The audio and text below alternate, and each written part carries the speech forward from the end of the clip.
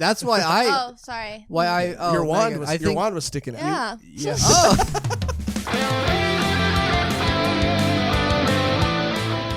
Welcome to another episode of Volume 1, the anime and manga podcast where we review the first volume of a brand new manga each week. My name is Josh Muscular Michaels. And today, as always, I am joined by... Megan Mashle Farine. Cody Magic Decker. You look ridiculous. And He looks great. It's part of the costume. You gotta wear glasses and then the little mark. Right. But I was hoping that someone would take magic or that someone would comment. I was hoping that you would say magic, and then she would say muscle, and then I would say Mashle. Oh, Right. But I said Mashle. Right. Yeah, so expectations are resentments in waiting. Oh, that's just a little. You how's can just learn a little bit. that book you're going on? Is that, Anyway, welcome to another episode of Volume 1. Today we're going to be reviewing the first volume of Mashle, Magic and Muscles, which is a manga about a magical world and a guy in that world without magic who is just a buff, strong guy. I found out about this series because I'm on the Shonen Jump app a lot, reading Kaiju number 8, reading a lot of other series on there that we've reviewed recently, and I saw this. It looked funny. I've heard it's a combination of a lot of things. Some of those things I'll tell you guys right now. You can tell me if you agree or disagree. But before that, did you guys know anything about this going into it at all? No. Nothing. I had just seen like pictures of it like here and there through Okay. like forums and stuff, and I was like, what even is this? I had no idea what it was about. Yeah, it's still a fairly new series. It just was published for the first time in January of 2020. So that's how long has that been? I'm bad with time. Like and I'm a bad year? A With little over a year. a little over a year. Year and a couple 2 months, 3 months. Yeah, and there's only 55 chapters as of this recording, but a lot of people compare this series to 3 or 4 things. I'm gonna go ahead and guess. Go ahead and guess. Me too. Yeah. Black Clover. That's 1. One Punch Man. That's 2. Do you want me to give the third one? Yeah. Oh, I thought. Oh. I thought this was a guessing game. How about that wizard one? Mob Harry Psycho. Potter? No. Well, Harry people- Potter. Harry Potter. Yeah. People compare this to Mob Psycho, and I think the only comparison there is just his hair, and that's where that comparison ends. But Asta obviously, it has nothing in common with Black Clover other than the main character can't use magic. My impression of it is like this is a way better version of Black Clover. As I was Really? reading it, I'm like, this is doing what Black Clover was trying to do, just better. And Really? and it was doing it as a joke, but I'm like, that is a better way of doing that. Like even when there is like a couple of like serious moments, I'm like, I care. I actually care about the main character. Yeah. Which is awesome because it's been kind of like one note that you're like, oh, you get expectations of what's to come, and then you're like, oh, Yeah. we got some weight in this bitch. Yeah. Okay. I was under the impression that this was a comedy series and that it was a joke machine, Yes. but it's not that at all. It is funny and it did make me laugh, but it's got a lot of heart. It's got a lot of moments that I enjoyed, and it wasn't just a laugh out loud kind of manga for at least the entirety of the first volume. Like I said, parts were funny, but there was also pretty sweet moments. It was humorous, and then like 3 times reading it spiked in my. I was like, okay, that's funny. Yeah. And then I mostly liked the genuine moments that were like in that, because it was still operating under like comedy rules, but it was still, when it tried to do something serious, it worked. Yeah, and even when joking around with like the fight scenes or like him being strong, I was just like, that was really cool. Yeah. These panels, this art is fucking dope. I love the it. action is already great, and he hasn't really even done anything yet in the first volume until the end of the first volume, and you're like, oh, okay, now we can get some fucking fights, and it's awesome. And that's First what I few will say pages, too. Yeah, I didn't like it. I was like, Wow. first few pages, like I was like, wow, this is gonna be just this joke, and then they do like some background stuff, like, oh, yeah, wow, okay, yeah. And then it opened the door. open the door. But For until more. then, I was just like, man, I don't want to read this. I mean, yeah, I didn't know what to expect either, but when I read that moment, I was kind of caught off guard. I was like, okay, I didn't know this was that kind of story. But yeah, it took a dark turn. it took a dark turn. But I just want to say too that even though it is compared to a lot of these things, and it is a mashup of a lot of these Oh. things, yeah, it's completely its own unique thing. And although people compare this series to a bunch of other different series, I don't think that it's really taking anything from them. At least it doesn't feel like that when you read it. Yeah, it's similar to some things like Black Clover's protagonist Asta, but like he is not. Mash is not Asta. No, I mean, God forbid. But is there a term for when a parody is a better version of the thing it's making fun of? It's called a Mashle. A mashhole? not a masshole. Not a mashhole. And fuck, man, you say things and then you act like I can just breeze past them. I was just trying to clarify. But now all I just picture is people mashing things into holes. It's That's called on you. masterful. Masterful. Masterful when Okay. something's better than the parody. It's Okay, masterful. all right, yeah, we'll leave it. Thank God Megan's here. This would be a very different podcast if you weren't here, Megan. I really liked it, and it sounds like you guys liked it a lot too, right? Yeah. Yeah. It was a lot of fun. I liked it more and more as it went on, and by the end of Volume 1, I was like, oh, I thought this was going to be purely a joke, but they're actually doing a thing with this, and I'm like rooting for stuff to happen here. Yeah.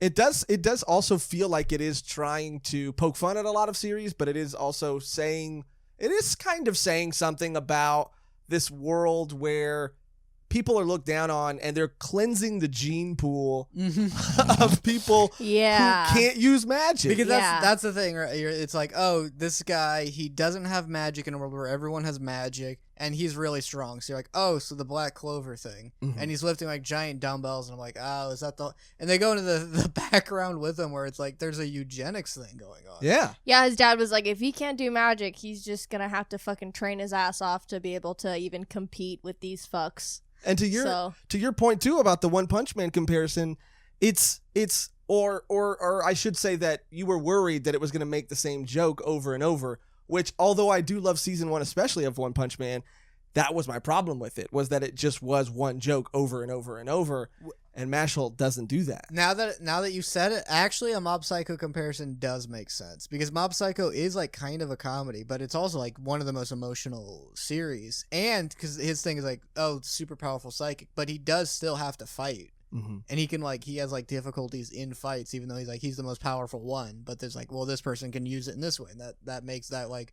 So even though like the thing is usually, oh, he like crushes the guy immediately, yeah, they still have stuff happen with it.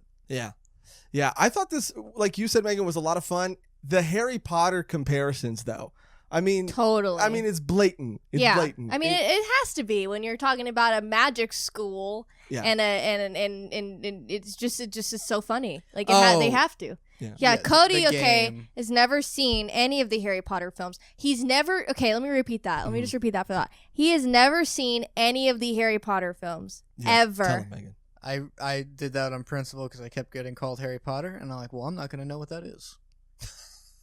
So, you also, you purposely don't watch cultural, like, important, pop culturally important movies and TV I want you to shows understand something. As a child, before being a nerd was cool, people would be like, you're a nerd, you watch Star Wars. I told them, I've never seen Star Wars, and it just ended. You heard of the boy. It just stopped. You heard of the boy who lived. Huh? Get rid of the boy who complained. Oh, yeah. I'll take that. Give it up for the boy who's never lived a day in his life. Am I right? And when Lord of the Rings was out on DVD or VHS, all the adults went to go watch it, and they're like, oh, it's too scary for you guys. So like all the kids went in. And for the longest time, I thought like, oh, it's like a super scary movie. And I never got around to watching. And someone pointed out to me recently, it's like, no, they just didn't want a bunch of kids interrupting the movie. Oh. And so I'll get around to watching that stuff. Right. All of this is just preemptive. It was a way for you to just not get bullied. I mean, anything sounds sad when you say it out loud. God Moving damn. on. But like you said, Megan, when you're talking about a magic school, I know about the brooms and the chocolate frog. Oh, that's a key point in the whole series. Those Harry Potter fans, you know about the chocolate frog. Yeah. Everybody knows about the chocolate frog. Everyone knows about the chocolate frog. But speaking of frogs, ribbit. Someone might croak. I'm just kidding. Okay, let's hop back to the. There we go. Yeah, let's hop Let's hop back into the story. To the fudge of it. The fudge of it. And you talked about shoving things in holes. I don't know what your problem. Hey, don't chalk it up to that. Yeah. Okay, we're moving on. Yeah, I did have a lot of fun with the series. The Harry Potter references were abundant. It is poking fun at the Harry Potter kind of world. Not really, but it's using it as a setting to sort of like, I don't know, highlight these jokes. It's an interesting premise to see a guy use strength to get around using magic. And as a reader, I'm like, there's no way, even creatively, that you can do that. But yet, in every situation I've been presented with in Volume 1, it happens. And it happens in a funny way. So, yeah, in the very beginning, it just a loose kind of play-by-play of Volume 1 is we're introduced to Mashle and his dad, for all intents and purposes, his dad. Well, I mean, the fatherhood is, of course, the one who raises you. That's very true. Yes. Yeah, that's why I have 3 dads. Well, do you? Do you even have one? Right. Well, right. I do actually have 3, but doesn't mean I talk to any of them. Or that any of them talk to me. Anyway. So his dad. Yeah. So Mash has a dad. His name is Regro. Yes. And he has a beard. Classic goatee, bald. Yeah. Very wizardly looking. And he forces him pretty much to train every day. And he's like, go out there and lift some weights. They live deep in the forest. Yeah, what I like about that, though, is that he lets us know very early on that he's doing this because he's aware of the society that they live in and that Mash can't use magic. So he's the one preparing Mash for this world that is going to try to kill him. Whereas with Asta is doing it on his own. And he's doing it because he wants to be the best, the Wizard King or whatever. And it's this thing of like, when he does something like that's absurdly strong, I'm like, because it's also a comedy, I'm able to like move past it and I don't get hung up where he's like, I don't have any special abilities, but I can do a 1-finger push-ups 1,000 times a day. And I'm like, you're superhuman. Yeah, and it's also the reactions of the other people, like the woodland creatures, like the squirrel's face is just like watching him lift weights, and they're all just like shocked at what he can do, and that makes it so much more funny. Well, there was a reaction shot that did remind me of a reaction shot that became like a meme in One Punch Man. Yes, and that was. Oh, I think I drew it. Is it the tiny face? Yeah. Dude. Yeah. I mean, they did this joke probably about 6 or 7 times in Volume 1, but it never got it's old. all the reactions are hilarious. Yeah. I have like my favorite bit is this example of humor wise. I'm not very highbrow actually. Yeah. Oh, but really? It was where characters getting slapped around. I was like laughing out loud. I don't something. We'll get to it, but that was the peak of comedy for me. The little face joke never got old for me. No. Just seeing people's expressions, but really tiny. Again, is not really that funny when you explain it, but out loud at least. But something about seeing it made me laugh. Or just like build up the things when he coming in to his house, and the dad just like hears rustling outside. You see the dad like staring, and then the rustling stops, and then he just breaks down the door, and he's just like, "What the fuck?" Yeah. Just little moments like that is it's like so good. It's so good and it's so funny. But speaking of the door thing too, that happens like I think right away, and that's kind of how we're introduced to Mash and how strong he is and amiable. They keep like did the translation that you guys read? Did the dad keep calling him amiable every like 2? Yeah, he was like, panels? "You're so." He just kept saying words like that. I think he did say that once or twice, but because you guys definitely read the official translation. Yeah, right? we did. Of course we did. Right. I mean, you have the official translation, and what's important is that mostly. That's why Oh, sorry. Your wand was sticking out. Yeah. Oh. And for audio listeners only, you know what I'm talking about. You know what I'm talking about. Yeah. They know. Yeah. The door thing was actually the first. That was when I started to get worried that it was going to be that joke. It's like, oh, he's like too strong, and he like breaks the door open every time. Yeah. It isn't until he goes outside and like the wizard secret police show up. Yeah. Which is not played as a joke at all. No. Yeah, so how they get there is he's like, don't go out into town. never go into town. You promised me. And he's like, yeah, for sure. And he sees this ad in the paper. It's cream puffs. And he's like, well, I'm going to town. Yeah, he's like, I have to go to town. Yeah. How can I not go to town? And then he's like, yeah, I haven't been here in a long time. And it's like, so he's been just going to town, but he doesn't give a fuck. And I love his character too, because it's not super nonchalant where you're like, this guy's fucking dumb. Like, he's like nonchalant in the sense that he just like, he thinks with his heart and like he's actually a good person. And I'm like, oh, Mash, you're so funny. He's a super sweet, kind young boy. And he also reminds me, Cody, I'm allowed to say young boy and for it to just be a descriptive term. Okay? Yeah. I don't like you saying sweet young boy. That's all I. Yeah, you kind of put some emphasis on that. Right, that was my bad. Yeah, he's a young boy he's a kind young soul, and he's looking around the town, and there's people making drinks and food, and he's like, "Why do they need magic for that? Why can't they just do that by themselves?" Funny, And I was like, "You have a point there." Yeah. But speaking of cream puffs, Oh, what? Huh?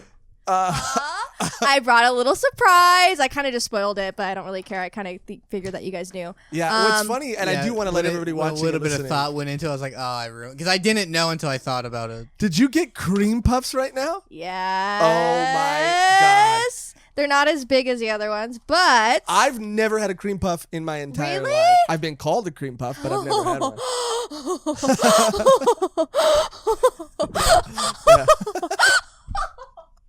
That was pretty good. That was pretty fucking good. All right, Megan, so, you're the one who called me that.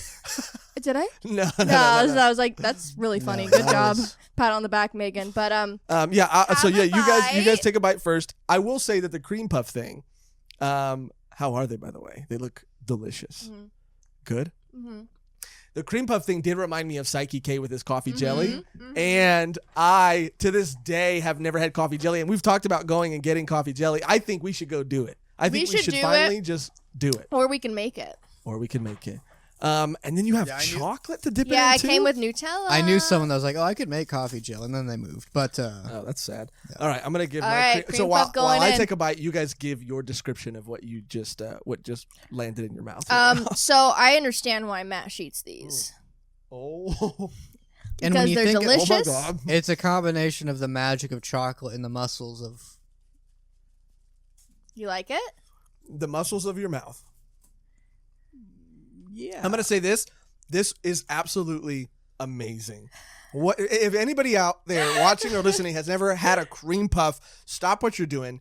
Unless it's listening or watching this, then never stop. Then never stop. Click the next video. Is what you should do. But go Google where you can get a cream puff from.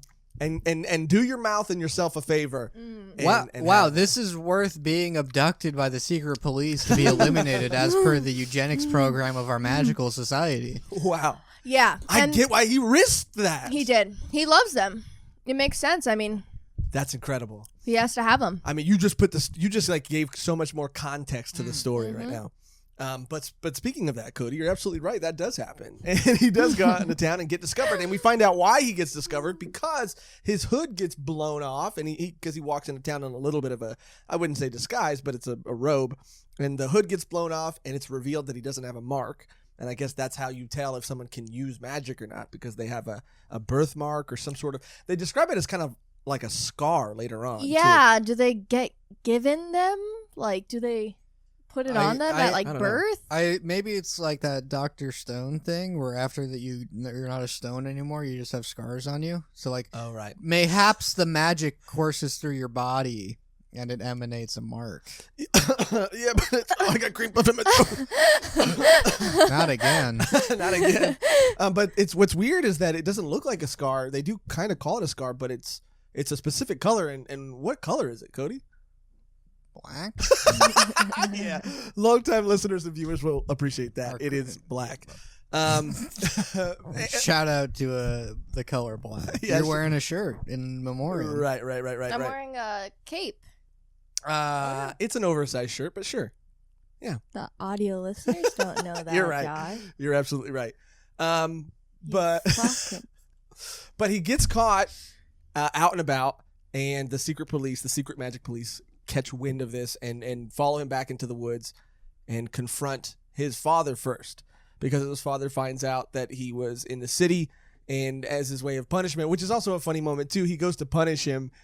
Always he gets mad at him for the things that he does, breaking the door or going out into town. But then Mash is just so sweet, a sweet young boy, and so nice that he always goes like, I can't be mad at you, you know? Like, but he's also like, you have to go train as punishment. So he sends him off into the woods. And that's when his dad gets wrecked by the secret police. Yeah, they come in, they burst it down. Hey, I heard you have a kid here without a mark. And he's like, fuck. And then you get to see his backstory when he was like a useless sorcerer, a person who couldn't use magic very well. And then he finds a wee baby.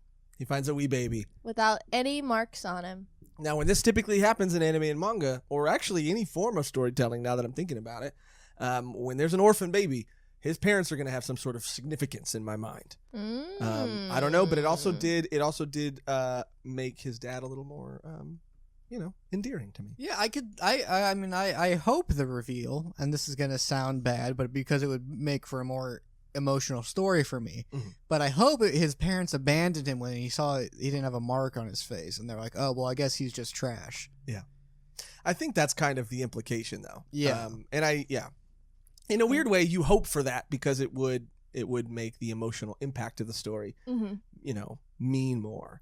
But yeah, they start fucking up his dad, and there's that moment, and again, this is one of the many times throughout Volume 1 where it does get a little emotional, where after we see that flashback that his dad has, he starts yelling and he starts screaming, Mash, if you're out there, like, run, Mash. If you're close by and you can hear my voice, like, run as fast as you can and as far as you can and get out of here. Yeah, so his dad's like ready to die, getting beaten to death to save his son. Yeah. And I'm like, oh.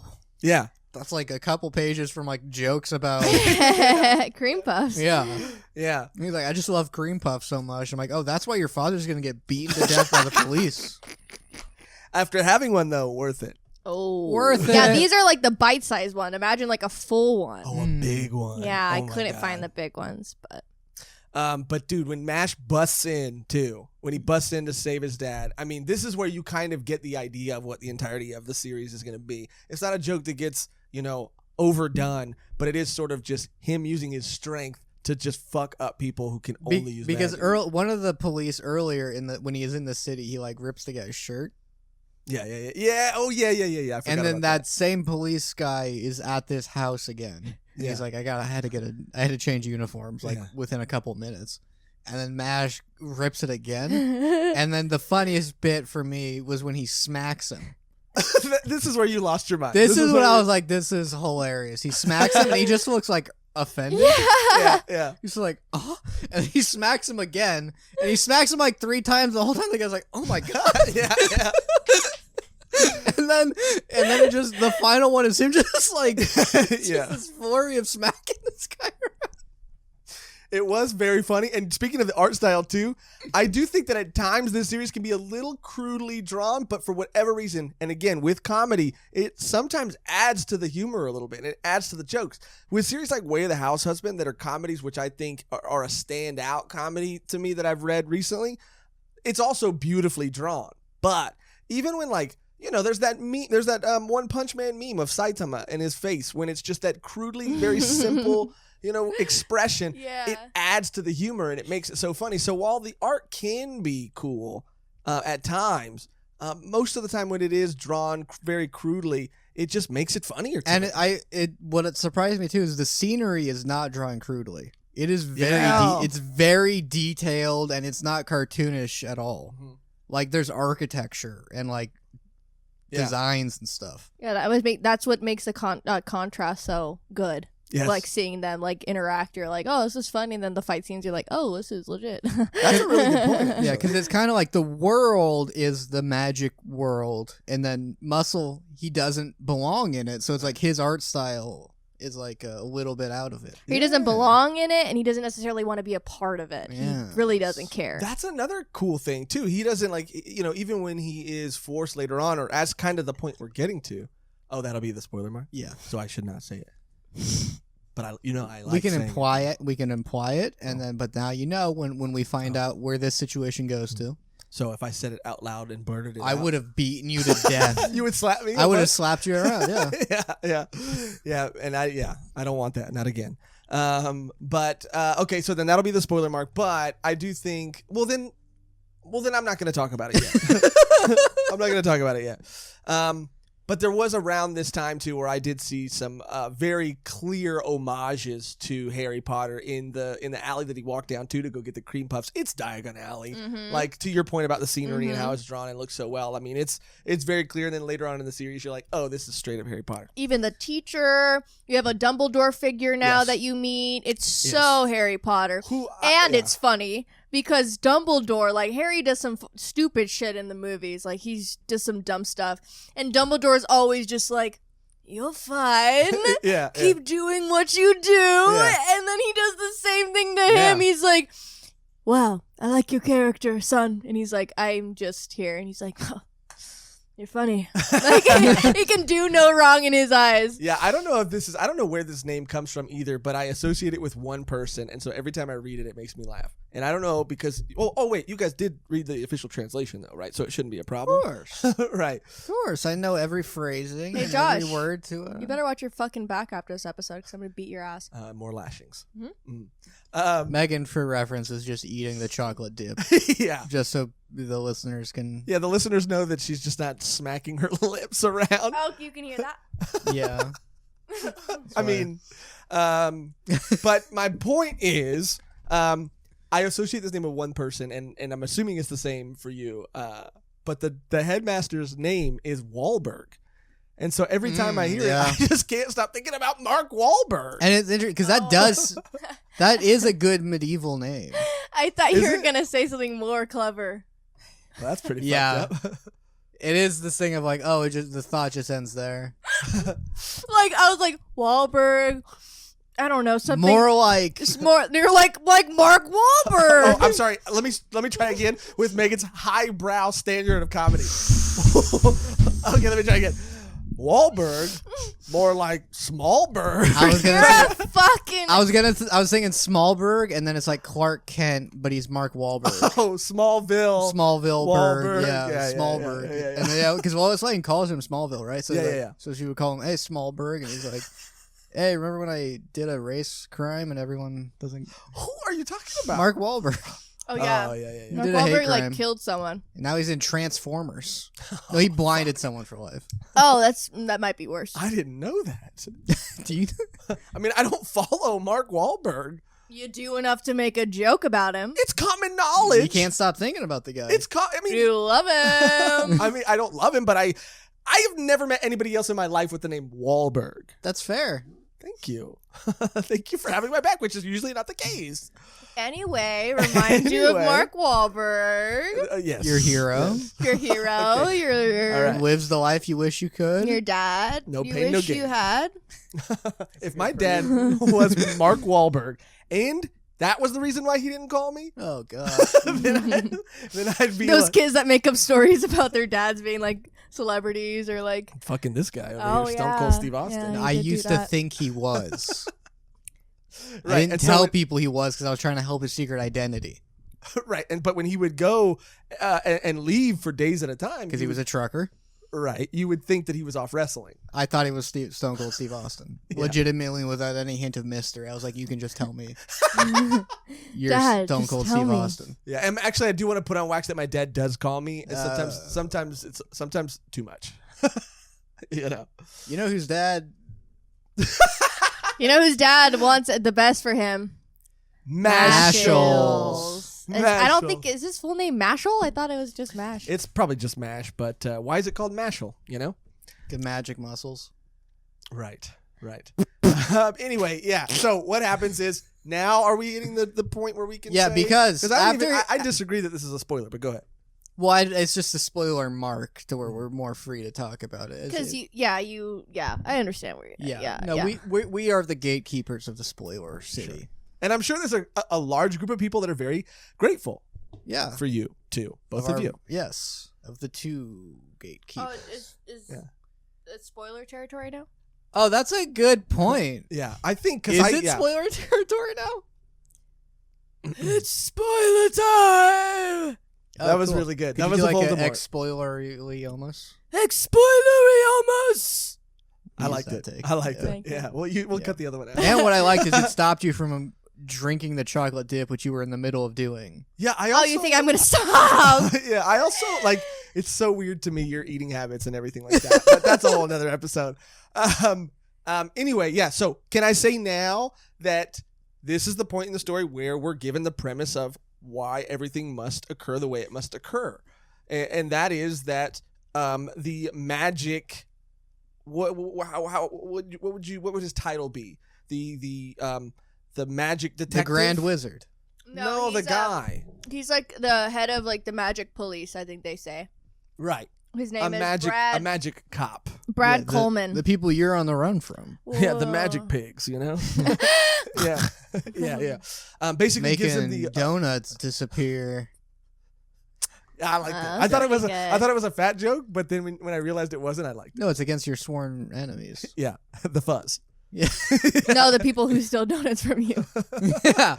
Okay. Because you're the donut. You're the one eating right now. Hey. Yeah. Hey, you know what? What? Come at me. I wouldn't dare. Yep. I wouldn't dare. Yeah. The genuine story element of like, oh yeah, you have to die for like the good of the race, which very, very dark. Yeah. No joke is said about that. He's just like, I don't want to, and he beats up the wizards, and I'm like, I'm actually, that's what very easy for me being like, I don't like this bit to, oh, that's cool, because then he does get a beat up, magic eugenics police. Yeah. And when Mash comes in and he breaks the wand, I don't know if he breaks the wand during that fight or if it happens later. I think he does it twice. I think that's his which I like is like, oh, like if this wasn't an exaggerated comedy and he was just like, I'm gonna learn to fight, that'd be the thing to do. Is like immediately break their wand and then it's like, what's up? Yeah, what happens now, man? Yeah, but I like that, dude, and I like how I'm going to use a big word. I apologize. Serendipitous. No, that's my favorite word. But my second favorite word is juxtaposition, right? The juxtaposition of him being this guy that can't use magic, therefore is supposed to be weak, and then these people who are supposed to be strong, but physically have relied on magic for so long and so much that they are almost not necessarily physically weak, but they are definitely physically weaker than he is. Yeah, which in a more serious one, that would be the thing to go and like, yeah, they're using magic to move pots and pans around. Like, who does anything? Yeah. No one does any physical labor at all because they don't have to. It would be funny if they were just emaciated and they just had, their muscles hadn't been used. Like Wally. Yeah. Yeah, like Wally. I strive to be like them. Mm-hmm. Really? Yeah. Well, you're almost there. Keep eating that chocolate. And our planet's almost there. Yes, and that's what we're really here to talk about. But yeah, so he basically gets the dad in a position where he's going to kill him, and he tells Mash, all of a sudden I've seen what you're capable of, and I've changed my mind. Yeah. Either you go to the magic school to become the next. They have a name for Wizard. it. Yeah, Grand Wizard, or I kill your dad. He goes, oh, yeah, I'll go to magic school. Yeah. That's the only reason why he's going. He would not be enrolling otherwise. Yeah. And he doesn't care. He doesn't care about the status. He doesn't care about anything other than saving his dad. It's the classic, you have to become the number one wizard, but he doesn't care about like the status. It's just like, so if I do this, I get to just live. Yeah. Cool. Because they're like, and if you fail, we're going to kill you. And it's like, we're going to college. Yeah, and that's the thing. Even Saitama wants to be a hero, right? But Mash doesn't care at all. And there is a scene of explaining, like, and here's the process that you're going to have to go through, and you're going to earn these things, and he falls asleep in the middle, and he's like, all right, just pass your classes. That was funny, where he literally is drooling, and they're like, he's like, are you sleeping? Yeah. He's like, oh, sorry. Yeah. He's like, is it too much knowledge? Like, no, I was just really bored.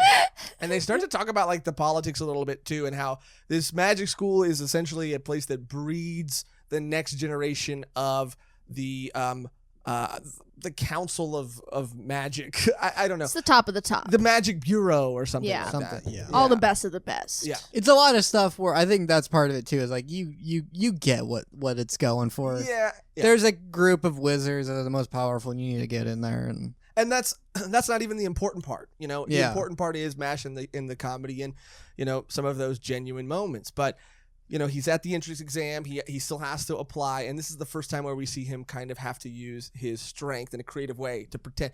This is where I was a little confused too in the very beginning. Like, is he fooling people that he's using magic? Yes. Or because some people are aware. But also, it's this thing where it's like, that is magical superhuman stuff you're doing. Yeah. So, like, in a real thing, that would be like, oh, I guess that's the way he uses his magic. Yeah. Because it's a comedy, I can, like, move past the fact that, when he's, like, yelling at a curse to, like, go away. Well, that's the thing. He broke the quill, or he broke whatever he was using to write with, and was like, and got so angry that the spell got scared. Yeah, the spell was intimidated, and it was like, all right, look, dude, all right, I'm gone. Yeah. I'm gone. And I love how his dad and the other officer is just like watching on the sidelines. Yeah. They're like, there's no way he's gonna get through this. Oh yeah, they come disguised to like cheer him on, to like watch their son like do an just- entrance exam. Yeah. He just keeps passing all the things, and the main guy running the exam, he's like, I'm gonna flunk this fool. Yeah. Mhm. And he keeps just disrespecting him, and he's like, I don't care about any of this, and he's like, I'm gonna kill you. Yeah, dude. Well, that's my favorite part about MASH too as a protagonist. Like, he has this strength, and he's nice, but he doesn't back down. Like, from even when he has that interaction with the headmaster, like, I know we're jumping around a little bit, but I don't want to forget this. When that whole thing is resolved, he still looks at the headmaster and goes, yeah, I'll beat the shit out of you. And it's just like, oh fuck. Like, he's not playing around. No. He means everything he says. Yeah. Like, wholeheartedly. Like, he doesn't back down at anything. He doesn't lie. He's very honest and pure of heart. Yeah. And a very good protagonist. 100%. And that's when the maze thing happens, and we meet Lemon. Right, because he passes the first exam by intimidating a curse to go away. Yeah. And then all right, now you're in a maze. So how are you you have to magically get out of the maze. And there's monsters and there's other things, obstacles in this maze. And that's where he meets Lemon, and Lemon is this, like, at first seems to be this helpless girl who can't get. And it was another thing where I was like, oh, okay, here's the love interest girl. Yeah. And but no, it did a nice thing where she just like does that to trick people. Yeah. To like eliminate them. Well, yeah, no, she was told to do that by the for him specifically. Yeah. It wasn't just like anyone in the by the it was leader him. of the exam or the examiner. Yeah. So then that happens, and then he's literally leaving, and she's like, "Fuck, I'm gonna die." And then he comes back, and he's like, "I thought I would help you because I probably would have regretted it, and I wanted to." And she was like, "Oh." Yeah, because she's poor too, and so we find out that I guess people in this magical society just blackmail everybody who is not at a very high position in society. Imagine people in power using their right. influence to turn the poor against each other. Is that what they call black magic? Yeah, that's what they call black magic. Yeah. But yeah, dude, because she's poor, and they say that like they'll help her and her family and give them money if she just helps MASH fail. And it doesn't work, but then MASH comes back and saves her, and then just busts through all the walls. And they're like, "How can he can't do that? That's so not allowed." I liked that conversation in the manga too. Yeah, we were just like, "What the fuck? Like, we're not gonna just let this pass. Like, we worked hard to get here." Mm-hmm. And he's like, "Well, sucks to suck." Sucks to suck. I did it. Yeah, because that's a conversation that I would have had. Like, even me reading it, I was like, "Is that okay? Are they going to pass him? Is that allowed?" And then everybody had that if someone cast a magic spell to blast open the maze, like, wouldn't that have? Yeah, you're right. Because what else were they going to do with magic in a maze? There's all those other, like, there's that Sphinx kind of pharaoh looking, which thing. I like that he point it does the Sphinx. Yeah. Pharaoh looking thing. What do you call it? The Sphinx Sphinx. question, or the riddle? Because it's like the riddle of the Sphinx. And Yeah. like, what stands on two? Yeah, what stands on two legs during the morning, four legs, whatever, 3 legs at night. What's the answer? You guys go first. 4 legs in the morning, 2 legs in the day, 3 limbs in the. My ex-wife. Too true, my man. Yeah, dude. Like you've ever been married. No. Were you almost? Or? No. Okay. I used to get drunk and propose to girls, but Stop. girls that I was in a relationship with. Yeah. That's why I quit drinking. So the answer to that classic riddle is, of course, Megan. I don't want to say. You say it. Megan, why do you not want to say? Because what if I'm wrong? It's You're man. not wrong. The answer is man. Oh, because you crawl when you're a baby, you walk when you're an adult, and then you need a crutch when you're an old person. Oh. Mashle goes like, that's a dumb question, which I agree with, because first of all, no, we don't like do that within a day. Like that's a dumb way of phrasing that. Not everyone uses one crutch. Some people need like a walker. Yeah. Some people need a wheelchair. So that question doesn't work at all as for like, oh, it's man. Yeah. Megan, what were you gonna say? Nothing. Can you? I was gonna say it? man. No, you. No, weren't. I was. Oh, I really want to know what you would have said. Yeah. I was gonna say man. You for Or how sure. about woman? Sexist. You're right. You're right. And that's what we call a Megan snap. Yeah, dude, that's exactly what we call it. Merch coming soon. Megan Snap. Megan Snap. It's Megan as Thanos. That's what anyway. I was gonna. Yeah. Anyway, yeah. So that was a funny moment, and then he busts through, and that's another funny moment, and then finally, that's where the guy uses his power again to say, like, you know what, fuck you, I'm just gonna fail you. Yeah, I'm just gonna fail you. I'm done. Which I like the idea of yeah, because it's like, it's the snooty old administrator, and then he's like doing wacky shenanigans to fail him. He's like, I can just fail you. Yeah. I don't have to do this. Yeah. When he realizes that too, it's so funny. But that's when the headmaster, Mark Wahlberg, comes in. And, Oh, hey, I'm a headmaster. okay. Hey, Mash, what are you doing? What is it? It's like almost there. I know. Yeah. Hey, Mash, what do you think you're doing? You gotta learn magic. Yeah, It's it's a like little it's in bit. and out. Yeah, it's in and out. Okay. Yeah. Work on the Wahlberg impression. A little Okay, bit, well, I'll and then, come back to it. Yeah, I'll then work on the Wahlberg impression on you. Ooh. Wahlberg left a pretty big impression on me already. Mm-hmm.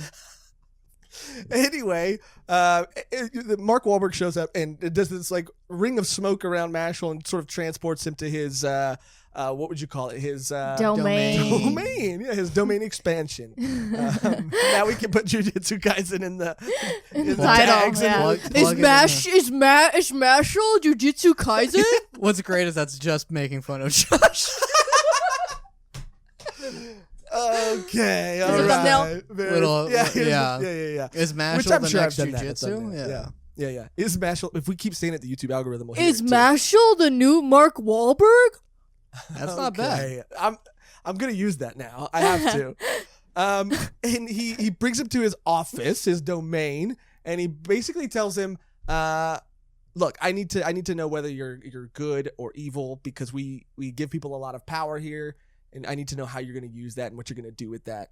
So let me use this ancient spell that takes the soul of the person you care about the most and puts it into this like voodoo doll where this giant blade and drill is going to pierce them and see what you do." We'll just see what happens. I like that part. That was pretty epic. It was pretty epic. Yeah, I was like, oh, magic. Oh yeah, Yeah. and then he Like actual magic. Yeah. where it's like, oh, all I have to do is make contact with this to and you're Splitsville. Yeah. Your Splitsville, Smallberg. Yeah. There we go. Yeah. But he basically Jokes keep piling up.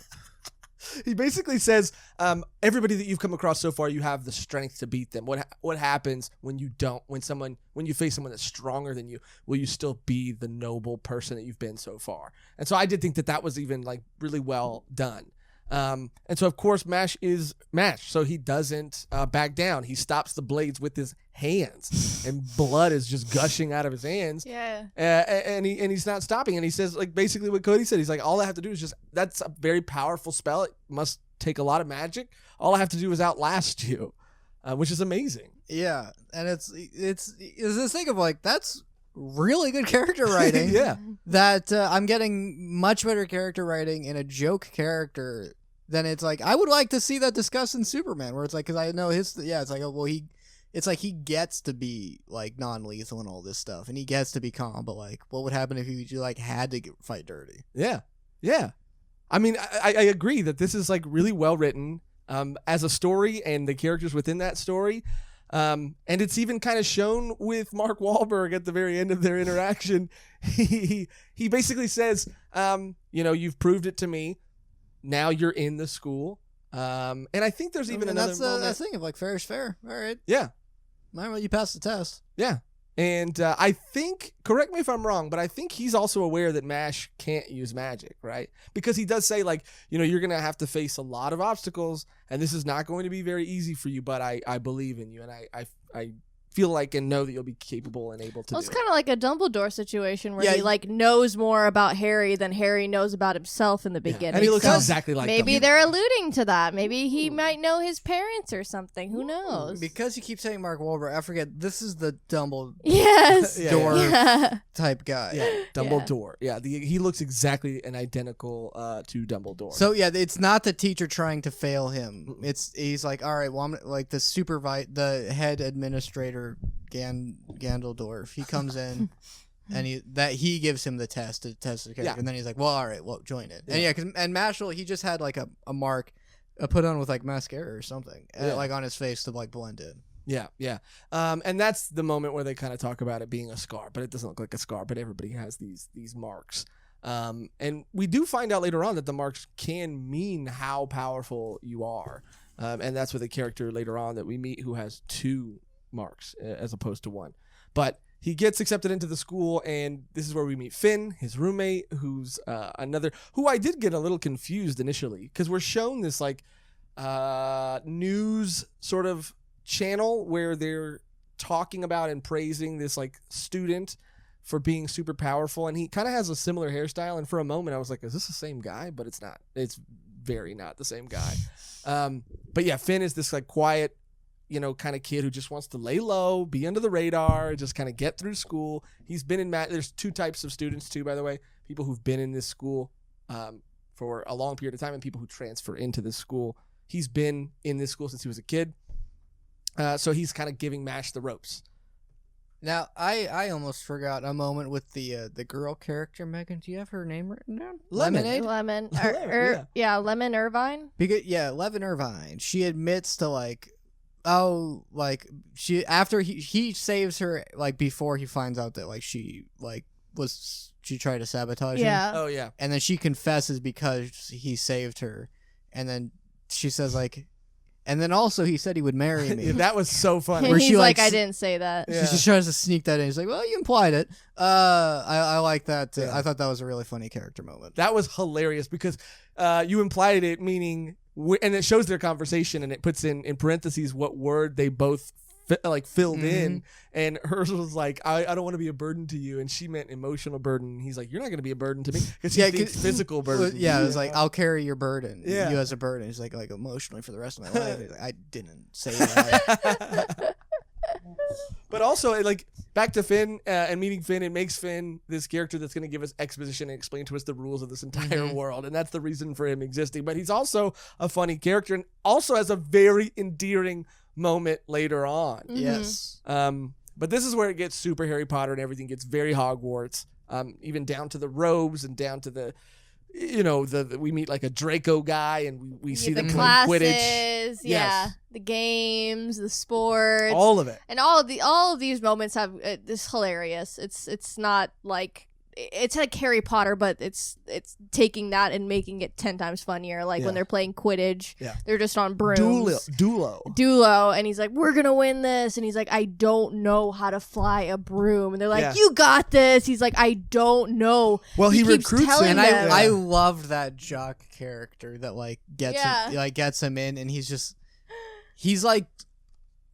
It was Psyche K that had that red-haired guy that was like the parody of sports characters. Yeah. He had a quote, shoot for the stars, if you miss, you'll land amongst your dreams. And he just talks like that all the time. Yeah.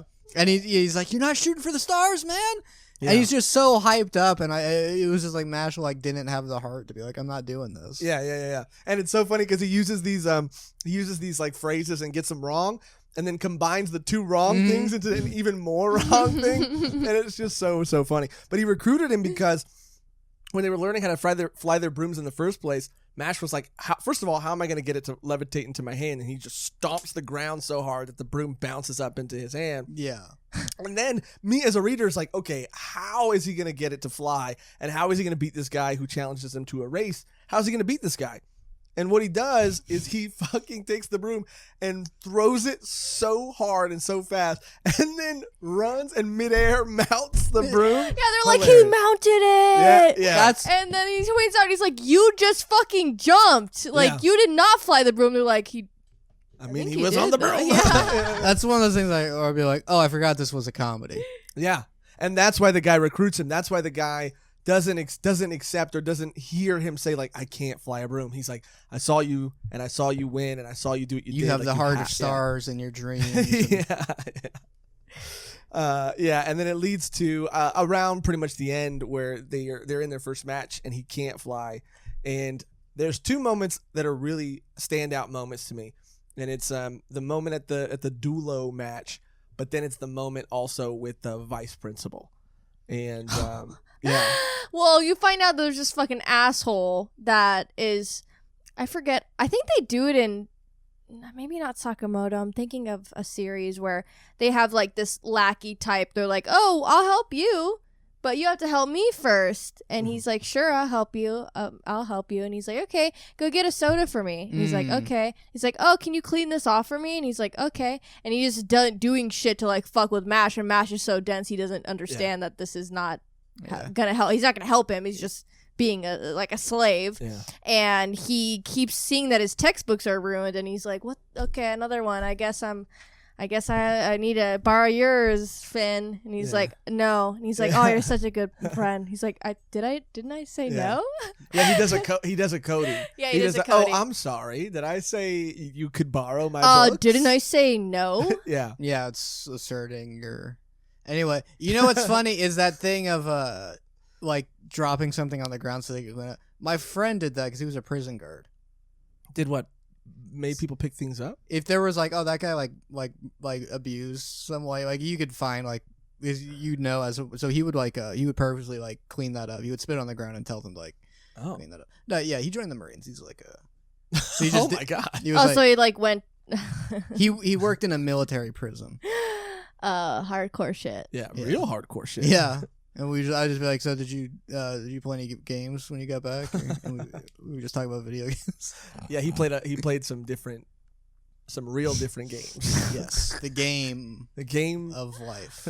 Of life. Some torture games, possibly. Oh. Yeah.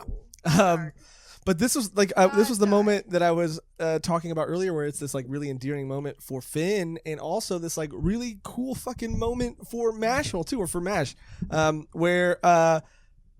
This guy, by the way, who you were describing, he's the vice president's. The vice president is aware that this kid is a bully. His dad is really high in this like Ministry of Magic or this magic Draco kind of guy, right? Yeah. And so that's why Mash is helping him, because he thinks he can get higher up the ranks if he helps this guy. Yeah, he promises him that. Yeah. He's like, I'll help you. And he doesn't like Mash to begin with, but we also forgot that they wanted to meet up to fight in the beginning, and then Mash was too busy cooking cream puffs and he didn't show up. That was so fucking awesome. I love that. And he's just like, him and his like friends are just sitting there with tiny faces, and Mash is like, I think I forgot something. Yeah. I thought that was so funny, dude, because it's like classic moment of like, meet me out back 3:00, and it's like, I'll be there. And then he's like, I feel like I'm forgetting something. And he's just making cream puffs. And the guy, but what made it so funny to me is cutting back to the field, and the guy's just like fucking stewing in his anger, and he's just like, fucking, where is he? But Finn admits to being the one that's burning his books, and has this moment like, I can't do it anymore. I can't fucking, take this. I'm not gonna be treated like this. Mash is my friend. I love him. I'm in love with him. No, he doesn't say that. I was like, what translation did you read? The official one. Anyway, he goes, Mash is my friend. We all did that. So and I will defend him till the very end. Not even worth bringing up. And this is where he gets the shit beat out of him, and the Draco Malfoy character starts, really assaulting poor Finn. Yeah, he fucks him up. There's some blood involved. And Mash just shows up and grabs the back of his fucking head and slams it so hard into the ground. That was this nice thing of like, yeah, he's not like naive. He's just a nice person. Yes. Exactly. But he isn't like, what's going on? And like, oh, we're just playing a game here. He's like, I'm gonna destroy you right now. Yes, dude. That's exactly what it is, because other characters, either in comedies or whatever, but I think maybe even in comedies will always it'll like it always drags on the scene of them realizing the situation. Yes. Because they're like, the joke is like they're all so dumb. That's part of them being, because you can't be like strong if you're and nice if you're not kind of dumb. Yes. But that's not with this character. He's like, oh, okay, all right, let's go. Yes. I mean, that's like the main thing that he can like really comprehend too is fighting and strength. And he's seeing his friend get pummeled, and he's like, oh, this is something I can stop. I'm going to use my strength to beat this fucking guy up.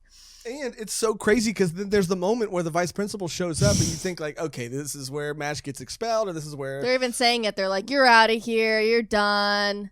Yeah. Yeah, and I'm thinking like, okay, and he's like, I'm gonna cast a spell to expel you. That's pretty good. Did you come up with that on the spot right now? That is that not what happened? I don't think that's what happened, but okay, then yes. But that was really good, dude. Expelliarmus. And you lost it. You lost it. And you lost me. And that cannot possibly be considered better. Suspend. No. Like suspended.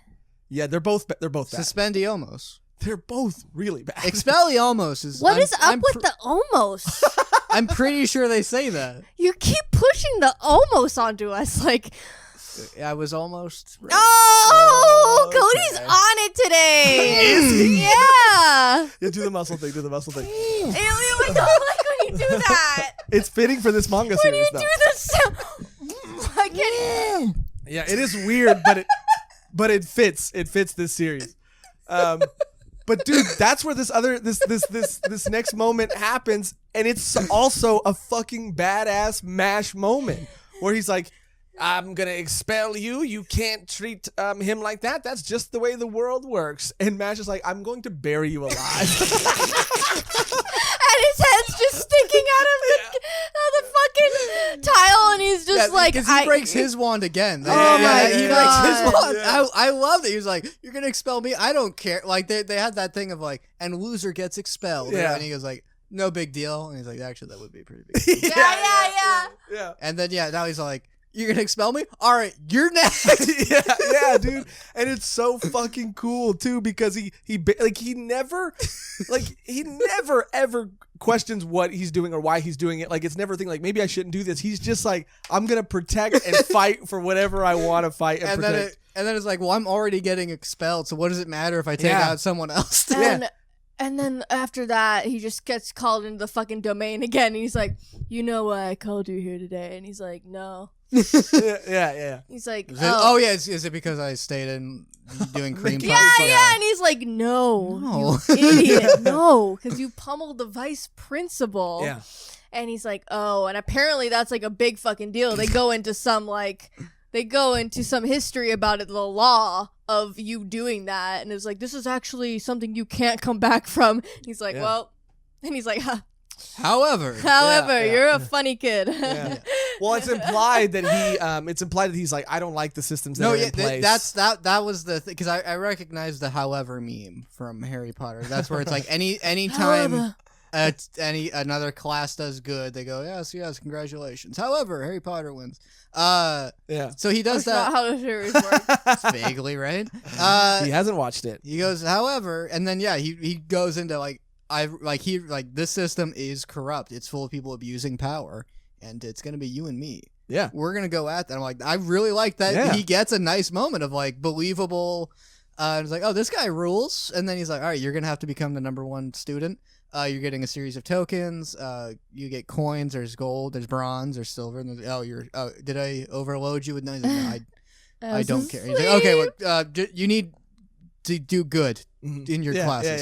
Yeah. He's like, all right. It's very Spy X Family with the the stars and everything like that. And he's just like, he can do nothing. Like, they can do nothing wrong when it came to like their interview. Like, even if they were fucking up, like they weren't fucking up. Like, anything they said, he was like, "You guys are amazing." Yeah. And it reminds me of that. Like, anything that Mash does, Mark Wahlberg is gonna be like, "You're fine, kid. I like you."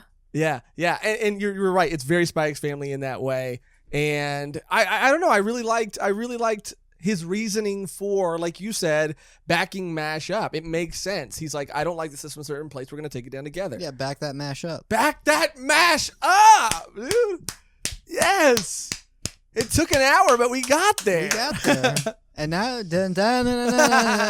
holy shit! The last scene, and we'll kind of just power through this one. Although this is a great moment Maybe too. you don't have to use the word power through because it sounds like we're not having the time of our lives with our audience. Well, of course we are, but we are very considerate of their time, and we want to make sure every moment is jam packed. Every moment is a volume 1 moment. Yes. Every moment with you guys is pure magic.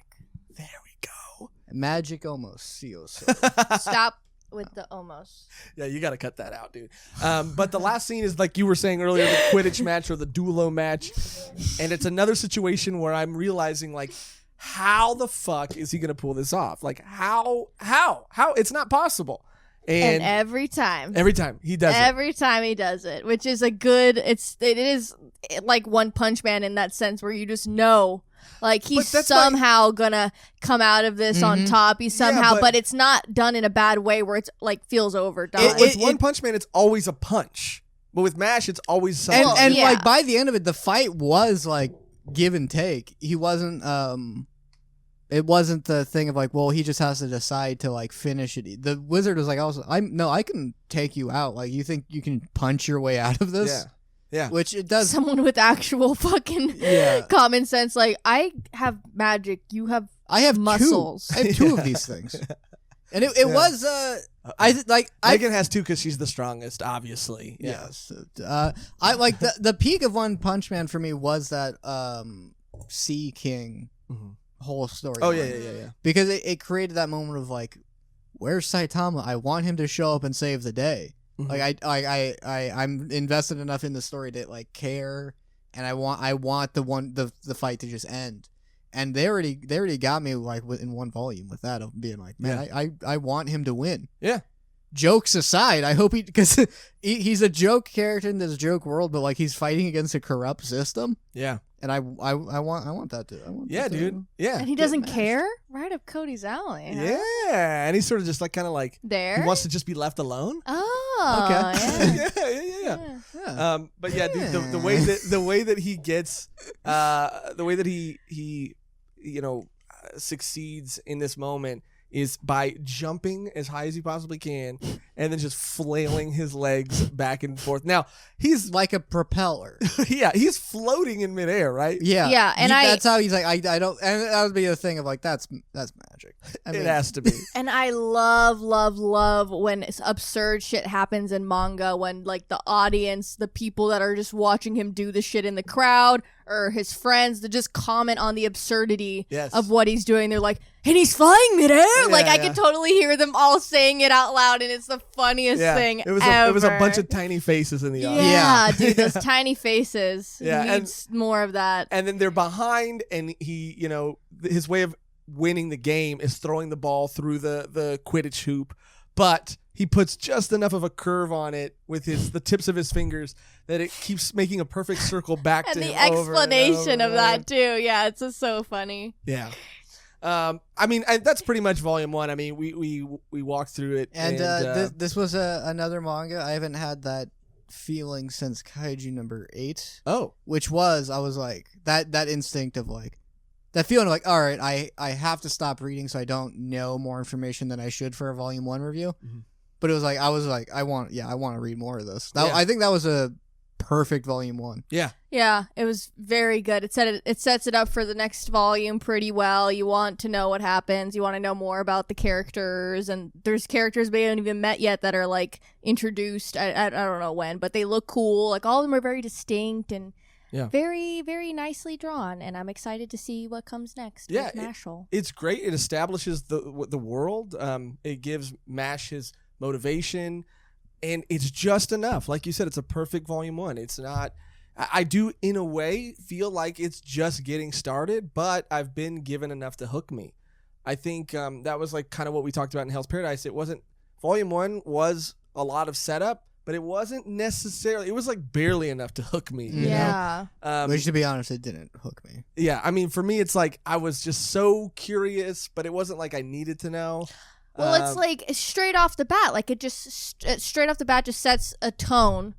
It sets the tone for the whole series, and like your expectations keep getting blown away because you're like, oh, this is more than I thought it was going to be. Oh, this is more than I thought it was going to be. And it's like, it just is a basic series that sets the tone, how it's going to be, and the expectations go higher. And you want to know more about Mashle. Like, you, obviously, like, we don't know about his parents. There's so many like things that we don't know, but we're like laughing our asses off. So we're like, we'll get there. Yeah, and there's so many other characters that we haven't met yet. I mean, I've seen art with a lot of, like you were saying, very well designed characters that just seem really fun and really cool, and I just know the world's going to get bigger and it's going to get better. It is one of the things Volume 1 like should do is like establish the trust between you and the author. Like, you're going to explore this more. So it's like, yeah, the whole thing about like, I trust that like all that will be written well, and it's either going to be funny or emotional or both, because this Volume 1 established that they can do every parts of the story that they need to, and then like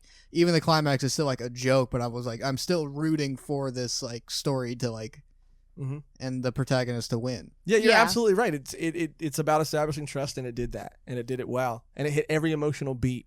Yeah, it shows the how the series can go up and down through like comedy. It hits it right on the nail. I was laughing majority of the time I was reading the first volume, and the emotional parts with the characters, and them building trust with each other, and also just like the villain, I guess right now, like, oh, like shit, like there's someone that could actually maybe fuck him up. Yeah, it's not something that just gets resolved immediately. Yeah. No. Yeah, it is a thing like, oh yeah, he's probably gonna have to like work at it and do more stuff. Yeah. That's where it differs from One Punch Man, because the volume would have ended with him punching him. Yeah, versus like, which is why it goes into the more Mob Psycho comparison, because it is like, yeah, here's this super powerful guy, but there's other people that have more experience and more training, and power can only get you so much. Yeah, man, I think this is a really great series. I do want to clarify too that for anybody, I mean, by now if you've made it this far into the episode, but it is, although it's very, very funny, it's not a straight comedy. You're going to get a little bit of everything. And I mean, I think it goes without saying that we all highly recommend it, right? Yeah. So definitely check out Mashle if you haven't read it already. Read Volume 1, let us know what you think. And if you have read it, let us know what you think too. You could talk to us in our Discord, or really in the comments of this video. And speaking of the comments on this video or future videos... Should we what, Cody? Well, Megan wrote a note down here, and I wanted to make sure we got this. Because, she writes little notes like the faces are gold, and then she wrote Magus cum laude.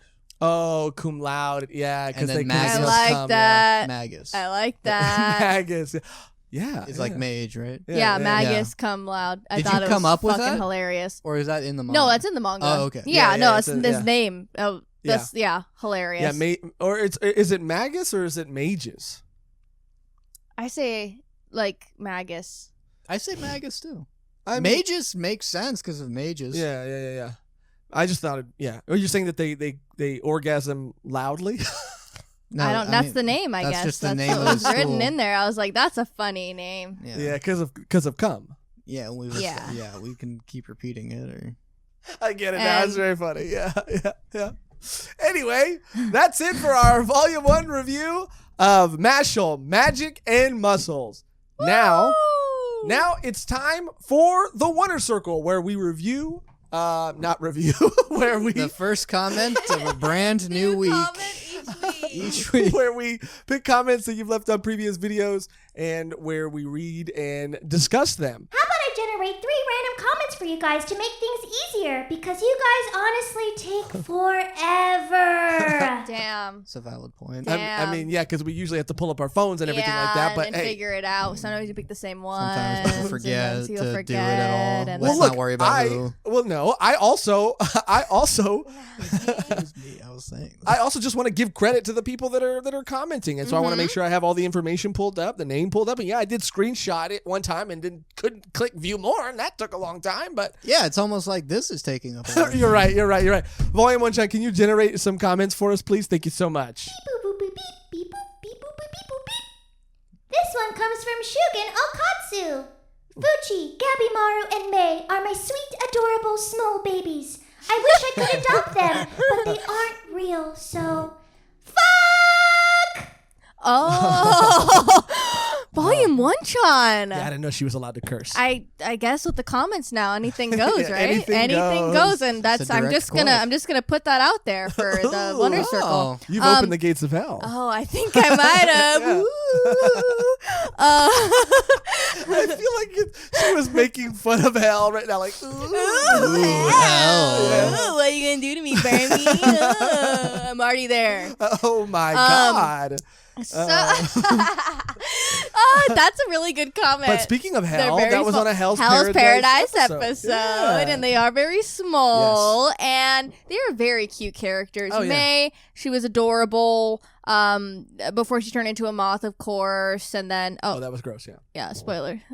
Yeah. Little spoilers. But. I said moth in a metaphorical sense. Right. Well, if you think about it, we're all moth to a moths. flame. We're all moths. to the flames of desire. Flames Yes. of desire and life. And that's what I wanted to talk about with the Hell's Paradise is how it's the Oh, kind of black screen. Black screen, Cody. No, Black screen. I know. I need to look up how tall Gabimaru is because I feel like we're like the same height. Oh, for Oh, sure. so he's like 6'7". Yeah.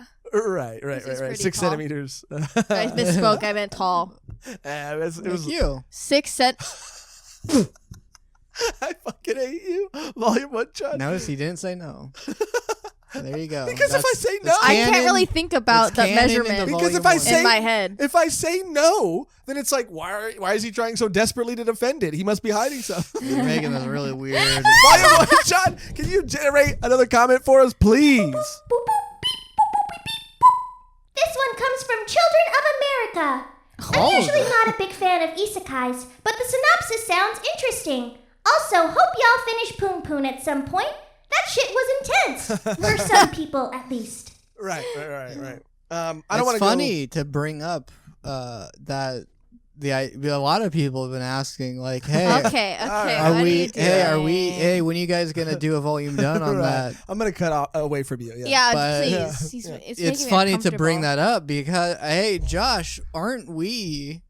Yes, Cody. Yes, we're doing Poon Poon. We're finally doing a volume done. I was under the impression the pronunciation was pun pun. Some people call it Pun Pun. Some people, I think, pronounce it Poon Poon. You say goodnight, Poon Poon, Oyasumi Pun. Oh no, I mixed them up. You mixed them up. Oyasumi Poon Poon, goodnight Pun Pun. Oh, yes. Yasumi. Yes. Oyasumi. We're finally getting around to it, and we've got a lot of comments about it recently, and it's something that we've been really wanting to do. Let's just say rev up your tear ducts. Yeah. Let's dude. just say it's ruining my life. Yeah, I'm Yeah, emotionally. let's just a little bit say I was exhausted. like, me and Josh are gonna have a lot to reminisce about. Oh yeah, and it's gonna probably end up being a little bit different because Because we might all end up crying at the Yeah, end of it. yeah. I know I definitely will. Yeah. Because So that'll be it's emotionally exhausting, but we're doing it. We're recording it, And I will say it's actually a smoother read than I thought it would be for something so emotional. yeah. It's a smooth read, but also my insanity is rising at a high rate. I had to like You have to drive maintain around. your sanity. Yeah. Oh yeah, no, I literally I wrote one in my notes already. I was just like, I'm losing it. Like just reading it for like an hour and a half. I'm just like, Yeah, I had to drive around to like clear my mind. yeah, it's a lot of thoughts, and then you realize your own Yeah. thoughts, and you're like, oh, I can think too. So many It's thoughts. I big. thought it was a family reunion at Josh's house. Wow, wow, Something like that. wow. I liked it. I like You're it was. calling his family members thoughts? Yeah, but it means hot. Right? but I really like it though. That's not what it means. I don't know what it means then. A thought is a little bit like a hood rat, you know. Oh, so No, yeah. it's like a. Isn't it like a hoe? Like a. A thought. I mean, I think it could be. It's Actually, a thought. Like you could take it. I mean, obviously, like take your own word and like. it's up to interpretation. Oh, yeah. I feel like Like it's like, oh girl, you thought like they were cool, but also people Yeah. can use it like badly. yeah. Thought ratchet. But like you know. a hoe too. Like it's like It's fun like, to yeah. call people One of hoes. those things where it's like calling someone a tool or a ratchet. Like those are useful things everyone needs. Oh yeah, people used Right. to say ratchet. Yeah. That was a while ago. Yeah. People don't use that Arguably, the anymore. most useful tool in a toolkit is a ratchet. right. If only we had a couple ratchets in our Yeah. tool belt. Huh? Someone stole my ratchet in my car. Wow. Oh, I thought that was I thought you were talking about. No, I got robbed. Oh, I thought someone stole your girlfriend. I would have to have one. Very good. And moving on. And we're gonna move on. Yeah, he wishes someone would steal his heart. Right, and we're gonna move on. And we're gonna move on because we're gonna save the tears for the Pun Pun episode that will be coming out on Saturday.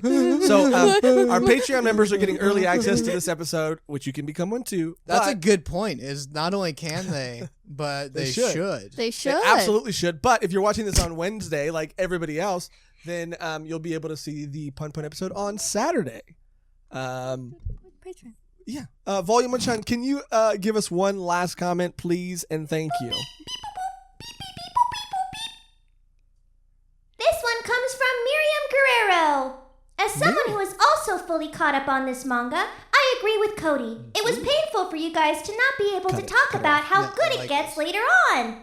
Yes. And that is from the Vigilantes episode, by the way. Yeah, and I wanted to cut her off as soon as she said that Cody was right. But I think that was a really good. I think her algorithms are finally working. I think she could use a little tweaking. But yeah, I imagine that was pretty painful for you, Cody, just like, every day is. Oh my God. I really want to catch up because it's like Cody said this and a couple other people have said this. So I'm like, you want to keep reading because I guess it gets really good. Yeah, no, I genuinely, obviously, I think I even said it on the episode. If I didn't, I'll say it again. Or if I did, I'll say it again. The Aizawa Eraserhead cover, where he's just like, and the bandages are he's pulling off of him, and his goggles are cracked. So many beautiful, amazing moments. Yeah. I've heard, dude. Volume, done someday. Yeah, dude. I mean, I would really like to do, and I want to reiterate too that we all do love My Hero as well, but I mean Vigilantes is so good. It's more down my alley. You know what I mean? Because like superheroes go down alleys. Okay. That was good. Yeah. Okay, I thought you were associating with the scene in Vigilantes Volume 1. Kind of that. Were you? Okay. A little bit of that too. Oh, you tried to save it at the end. Right. Superman, right. Right. Okay. Because he changes in phone booths. I'm sure he's changed in. Well, Spider-Man changes in alleys too. Well, okay. Were you talking? Did you say Did you say Spider-Man? I did. Yeah. Run the tape back. I did. Okay, and she's broken. Nice. But yeah, I would really like to do a volume down of Vigilantes. Oh yeah, I'm super down. Yeah, if when it ends, let us know. Yeah, this is one of those cool things. Part of the joys of being in a podcast about manga is down the road eventually people will just have to read the mangas that you want to talk about. Yes. Well, that is the Wonder And Circle. let us but know speaking, if you're ready for a Goblin Slayer volume. Okay. All right. And but Cody, you were saying what you said, which was something that I definitely remembered because I listened to you. And even though this is the end of the Wonder Circle, thank you so much for commenting, by the way. And if you want us to read one of your comments, and it's subscribing each week. Yes. Yeah, and isn't it fun that Volume 1 Chan's doing the comments? Yeah. Doesn't that open up a whole new world of things? And a dialogue maybe between her and the Wonders. I don't know. Becoming a more part of the thing. Yeah, and maybe if you want her to say something. Yeah, or anything, really. Well, maybe cool. not anything. Not anything. She is pure. We'll run She it is through the pure? algorithm. Yeah, we'll run it through the algorithm, and then she has to okay it, and then we have a team of people, PR. Yep. The people that hold the lights and stuff. Yeah, they're pretty much in charge of what we do. I mean, Hold it a little higher. I'm shocked that Josh has gotten this far. With the half of the shit that he said. Wow. You get that? Yeah. Volume 1 cancellation soon. Send whatever you want to Volume 1 Chan, and she will possibly, maybe, probably read your comment in a future episode. But what I was saying about Patreon members and all that, thank you to our Patreon members first and foremost for all of your support. You guys are the fucking best. You are amazing. You allow us to continue to grow and to up our production value and to be able to do cool things, which we are going to be doing. I mean, she's eating it like pudding. I know, okay, it's literally Nutella. You guys calm down. Is that People do Nutella? this. Yes. I've never had Nutella. Yeah, I've never had Got Nutella it either, today. full disclosure. Oh, okay.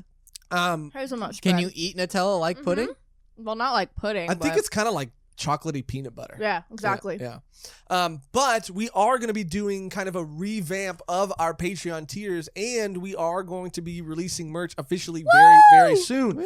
So, yes, we're going to talk about exactly when the date will be, but it will be hopefully in the next, I want to say month. Here's the key, though. We want to celebrate it and release it in celebration of hitting a milestone that's like really important to us, and that is our 1,000th subscriber milestone. For once, it's not an arbitrary one either. Yeah, exactly. It's a very big thing for us. Big deal. It's a very big deal for us. Like bigger than the 420 subs, bigger than the 69. Yeah. And to some people, 1,000 might not seem like a lot, but to us, it's a big deal, and it's something that we want to celebrate and we want to do something cool for. So we've mocked up some merch designs, and we have it all. We're working on it, and we have it all coming out soon. So in the next couple of episodes, stay tuned for our Patreon tier updates and for our merch updates, where we'll probably be releasing some pictures and stuff. It's going to be on a pre-order basis, but just stay tuned for more info. I'm excited. I'm so excited. Yes, we're still workshopping some sticker ideas that we figured out one for sure. Yeah. And then that's about it. Yeah. Well, we'll keep you posted. We haven't even told you that yet. And also, truly, if you do join our Discord, one of the benefits of that is Megan. I sent Megan over some mock-ups of what a possible design for a shirt could be, and she had the great idea of sharing it with everybody in the Discord and seeing kind of like what they thought about it and how they felt about it. So if you're in the Discord, yeah, Josh, how could people see stuff like that's in our Discord? Oh wow, well, thank you for asking, Cody. First of all, you can just click the link down below, and you can. Yes, go to the Discord. It's a fun time in there. We send memes. Yeah. We talk about anime, manga, each week. Not every day, actually. Yeah, and Megan's in there a lot, and she's she holds it down. Yeah, Megan, what's your username if people want to recognize you? If people wanted to search for their favorite host of the Volume 1 trio, Megan. Yeah, how do they know that? Yeah, how do they know it's you? My classic go-to username. MILFHunter69. Can you speak up a little bit? MILFHunter69. Got it. So look for that username, and you'll know you're talking to the mean Megan Perrine. The mean meme Megan Perrine. Yeah. And we got a #1 victory royale. Yeah, Okay. Fortnite. We about to get down. Get Get down. down. We're the hottest in the... Oh, I keep And I'm singing pissed. the Kanye. You don't like singing. Every time we sing on this fucking podcast, Because you I don't know where turn the us songs down. come from. I don't know where the jokes You know come where the from. song comes I from. don't know where the song comes from. Where does the song come from? Stop whispering that. Stop whispering. Anyway, that's the end of the episode. Thank you for watching. Thank you for listening. The only thing left to do is to get out of here on our outro that's always the same. Fuck you and never changes. I love you. And today that outro is... Okay. Good. Hey, good idea, Mashle. guys. Marshall? Okay, I like where it's going. More like Mark Wahlberg. Oh my God, whose voice is that? More like Mark Wahlberg. It sounded like Bernie Sanders. I mean, also no. I don't know. It's just me, Mark Wahlberg. Okay. All right. How about we Magus come loud? Oh, right. Until next time, come loud. No. Until next time, Magus come loud. All right. Fine. Megan, she put the fear in me. No, right now. I said I'm just kidding. No, You put the stop. fear. No, You put the I fear. know. I don't think you realize you do that sometimes. What do I do? You put the fear in people. What do you mean? assert sort of dominance. Oh. Yeah, alpha. It's a real alpha move. All right. That's it. Thank you for watching. Thank you for listening. Thank and you. until next time, Magus come loud.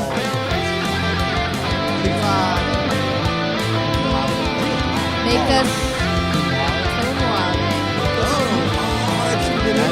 Make us? Make us come loud. That's I was kind of implied with the Magus. Oh, is that the joke? Is that the joke for real?